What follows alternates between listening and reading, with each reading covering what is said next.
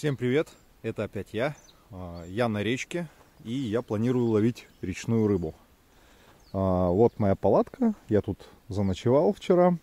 Планировал подниматься в 6 утра, но в 6 утра зарядил такой ливень, прям вот была гроза. На Сахалине гроза редкость, но вот была молния, был гром. Меня тут заливало со страшной силой, и я решил, что не стоит вставать так рано. Вон, видите, уровень воды поднялся аж до костра.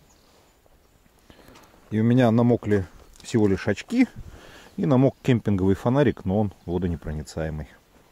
Все остальное сухое. Вчера на вечерке поймал несколько таймишат, отпустил, естественно, несколько кунжичек. И вот на воблер ручной работы был сход маленькой-маленькой семинки.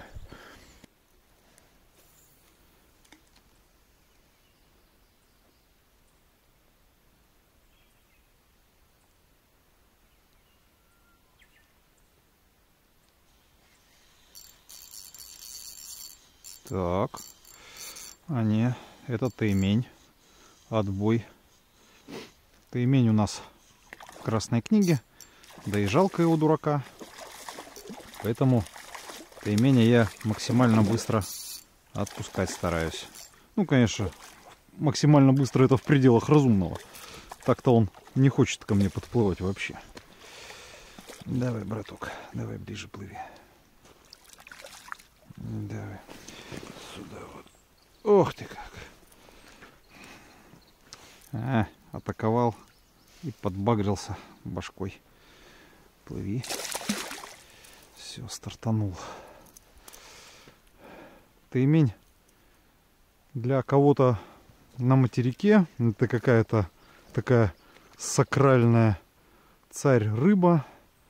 На Сахалине таймень, традиционно помеха рыбалки больше, нежели какая-то серьезная рыба. За крупным там еще можно погоняться, который там от 10 и выше. А вот какие-нибудь полторашки, двушки, они, как правило, помеха. Ну что, могу себя поздравить с открытием сезона семы. Бросал вон туда, в коряшку, Деконтакт 63. Тюкнула, боком мелькнула и сошла. Потом еще несколько раз кидал, поклевок 0. Закинул резинку и только раз на 6-й съела резинку. Может, она, конечно, здесь одна и была.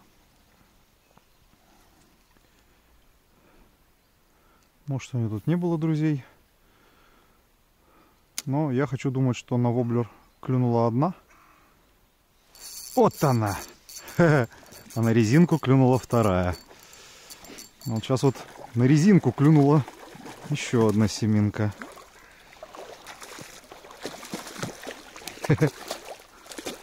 Прикольно получилось. Тогда их, может, там вообще штук 10 стоит.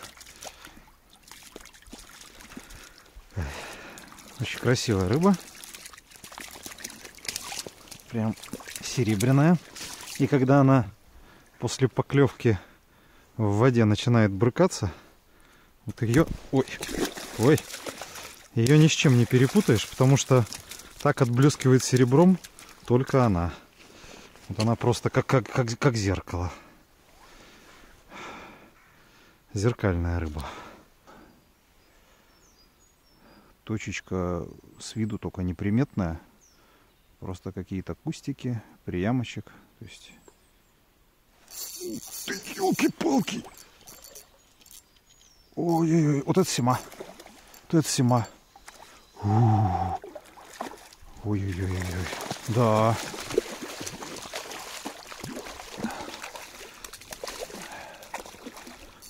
Раздача знатная. Раздача знатная.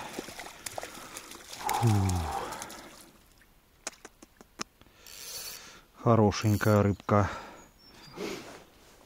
Ох, хорошенькая.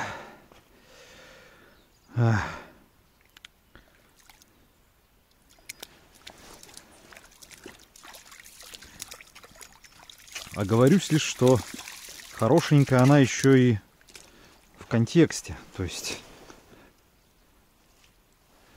приходишь вечером, ставишь палатку, разжигаешь костер, глядишь на костер, слушаешь журчание реки, ждешь утрянки. Потом выясняется, что утрянка у тебя прервана грозой. Ну, повторюсь, для Сахалина гроза редкость. И ты еще грозу пережидаешь, сидишь, нервничаешь. Думаешь, а вдруг клёва не будет. А клёв есть, и это очень волнительно.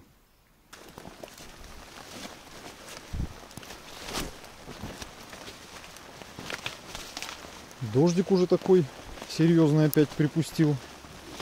Не утренняя гроза, конечно, но тоже не дурной. Вот как уже травища вымахала. И травища так вымахает раза в 3 выше. Ну, лопухи, возможно, в 2, а вот все остальное раза в 3. Огромным станет. Сейчас еще ходишь, ну, хотя бы по пояс. А в скорости будет выше человеческого роста. Речка хорошая, но, к сожалению, не везде можно подойти к воде, и не везде можно перейти вброд. Поэтому вот хожу берегами, вот в этих бескрайних лопуховых зарослях.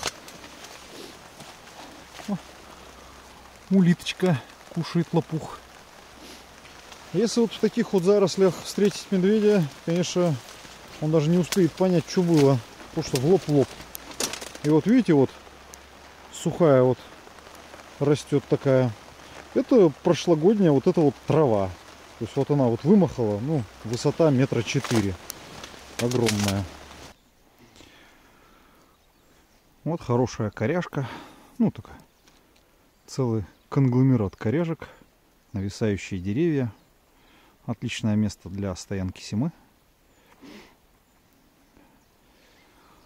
Я сейчас поставил воблер. Тут дело в том, что, допустим, резинка, как бы на нее хорошо не клевала, она плоха для прочесывания мест.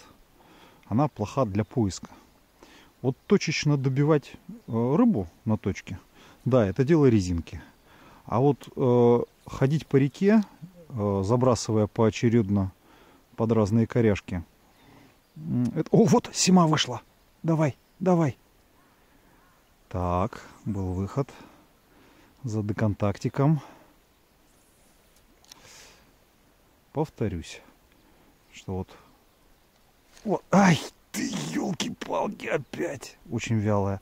Повторюсь, что вот воблер — это поисковая приманка. А если нужно еще и добить потом рыбу, после того, как... Так это вот даже на падении по воблеру кто-то тюкнул. Ну и вот нестареющая классика этих мест. Вот человеческие следы, вот, допустим. А вот медвежий след. А вот вроде как медвежий след немножко поменьше. Вот человеческий, вот медвежий. Опять вот человек, медведь. Вот так вместе и ходим. Вместе рыбку ловим. В целом нормально как бы. Тут уже все привыкли. Никто особо с медведем не конфликтует. Рыбалка продолжается, но из-за дождя я лишен возможности снимать постоянно на камеру. Объектив заливает. А рыбка клюет. Вот такой вот чудесный таймешка, примерно на 1,5 килограмма. На резиночку соблазнился. Давай. Ух! Торпеда. Все мокрое вокруг. Я мокрый, лес мокрый, река мокрая, рыба мокрая. Камера, слава богу, сухая. Да и то, возможно, ненадолго. Ну и нельзя не признать то, что сегодня день резинки. Сегодня день, когда резина среди всех приманок просто рулит и разруливает. Воблеры, к сожалению, сходы. Видимо, как-то их слабо хватает. Но резинку хватает вот четко поперек. А воблер прикусит за задний одинарник. Потрясется немножко и сходит. Здесь тоже одинарник. Но здесь что-то вот без осечек.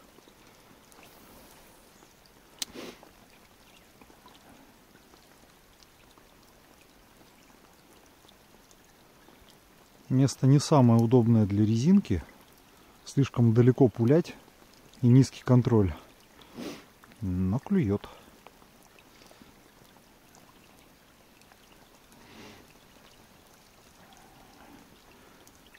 Причем клюет не по классике, не с-под какой-то там коряшки, а просто с центра реки. Хотя глубина... Так, какие-то прикусы. Опять прикусы какие-то. Мелочь. Вот что-то не мелкое, но не сима. Ну-ка, кто ты? Кто ты? А, не, сима. Только маленькая.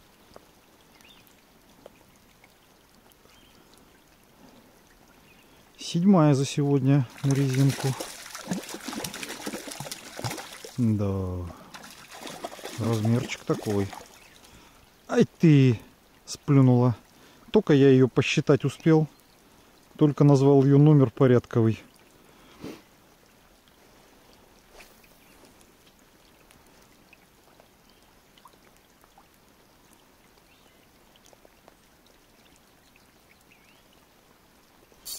Ух ты! Вот это поклюище! Вот это поклюище! Давай в коряги не забегай.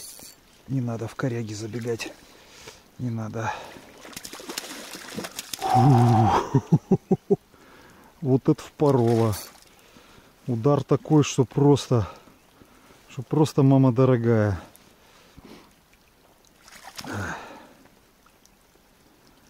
Отличная поклевка. Прям.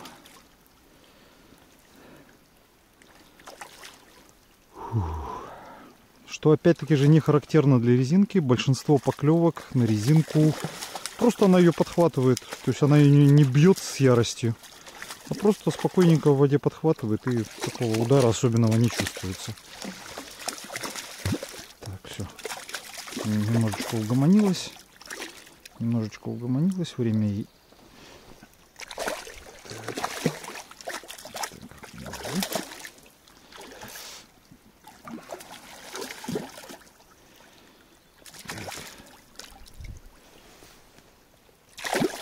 Да что ты?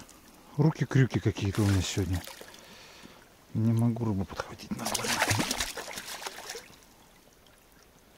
Так, давай сюда.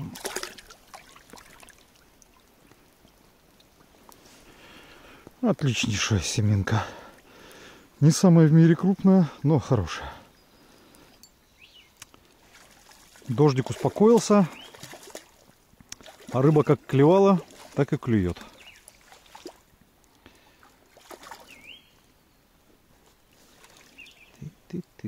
Ты.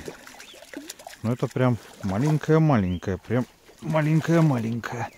Если она сейчас сойдет, я даже не расстроюсь.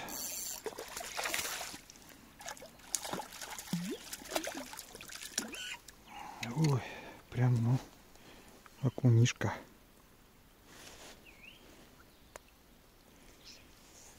Прям малюсенькая. Фу. Плыви домой. Вчера вечером вот под той палкой на воблер ручной работы от Таты Свит сошла семинка. Я вот сейчас думаю, вот закину туда резинку, накажу. А вот, собственно, и сима.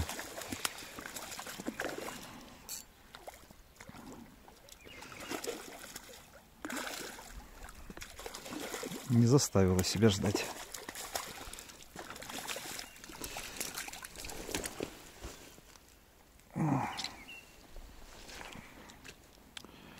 О, какая красавица. Ну и на этой позитивной ноте я уже, пожалуй, закончу рыбалку. Рыбы уже поймано достаточно, а от этого дождя у меня уже рукава начали подтекать. Ну и по снастям коротенечко. Удочка у меня Maximus Ichiro X до 9 грамм, 1,6 метра, прям коротышечка. Катушка Black Side Inside 1000. Плетенка Gossan Roots 0,8 мультиколор. Ну и приманка дня — это пиявка от батона. Сначала она была, по-моему, малиновой, сейчас вот двухцветная, розовая и молочно-розовая. Огрузка, как правило, 1 грамм. Фу, она сегодня сделала день. Были еще поклевки на Деконтакт 63 и на Деконтакт полтинник, но ни одну не дотащил. Ну и вчера, получается, вот поклевка на воблера от Tata Sweet, но тоже не дотащил. До свидания тебе, речка. Обязательно к тебе вернусь. Ну вот и добрался я до дома. И говорящим рукам тут довольно много работы. Вот начистил целый таз рыбы. Это мой специальный засолочный тазик. Рыба без голов и кишок. Я ее посыпал солью внутри и посыпал солью сверху. И сложил штабелями. Она тут полежит где-то порядка 2-2,5, может там 3 часов максимум. И я, слегка стряхнув с нее соль, вот так вот целиком запакую в пакеты и уложу в морозилку. Вот, кстати, вот интересная штука. Это кто-то ее пытался подрать. И судя по тому, что рана уже зарубцевалась, это еще случилось в море. Мы это называем аббревиатурой УМЗ. Укус морского зверя. Отдельно я складывал головы и икру. Головы одним брикетом будут заморожены для ухи.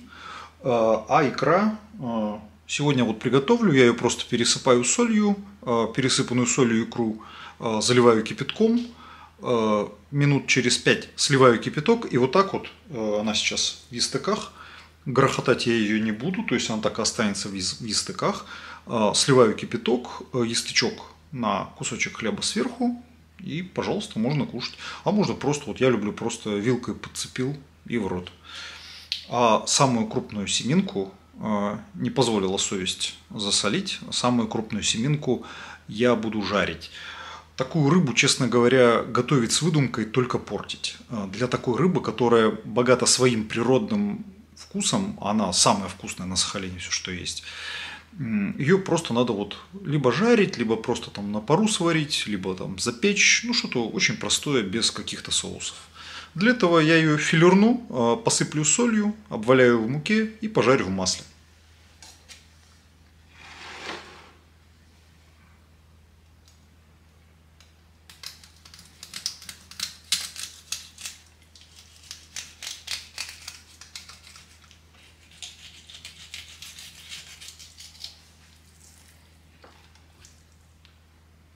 Вот такой вот цвет.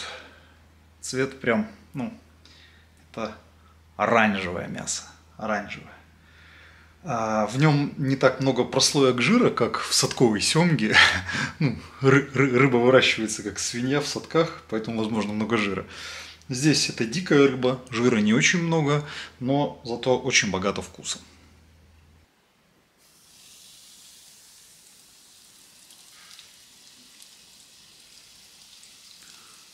Начинаю я жарить всегда с кусочков покрупнее, потому что вся семья уже за кадром это грызет ложки и ждет, пока будут готовы куски поздоровее. Ну и заодно большим проще наесться, оно и понятно. А потом уже пожарю куски помельче. Я когда своих детей к семье приучал, ну они же маленькие, там, ой, рыбу не буду, фу. Я им сразу говорил, это лучшая рыба в мире. И они вот до сих пор всему так и называют, лучшая рыба в мире. Правда, младшая все равно больше любит икру. Вот икру прям лопает, а рыбу так себе. Ой, уже запахи поплыли.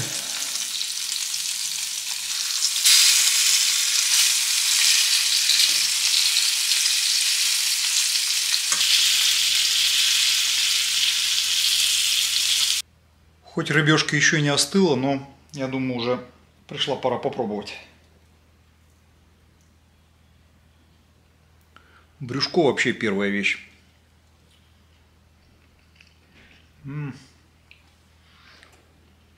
Это вкус детства. Вот каждую весну, каждое лето ловлю сему. Вот вспоминаю вот детство, когда маленький ловил эту рыбу, потом жарили ее, уху варили. Это нереальный вкус, это на всю жизнь. Всем пока-пока, до свидания.